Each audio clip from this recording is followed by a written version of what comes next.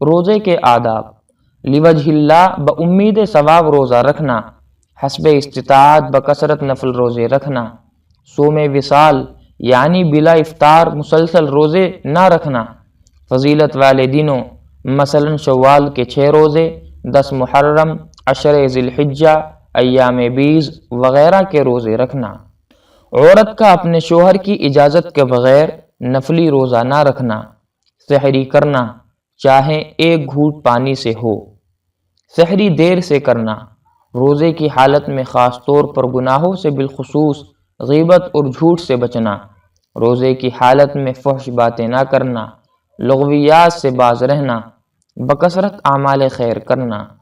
افطار جلدی کرنا، افطار کی دعا پڑھنا، ذهب الظمأ وابتلت العروق وثبت الاجر انشاء اللہ۔ ممکن ہو تو کھجور سے ورنہ پانی سے افطاری کرنا، روزے داروں کو افطار کروانا۔ اللہ تعالیٰ سے دعا ہے کہ اللہ رب العزت ہم سب کو ان تمام باتوں پر عمل کرنے کی توفیق عطا فرمائے، آمین۔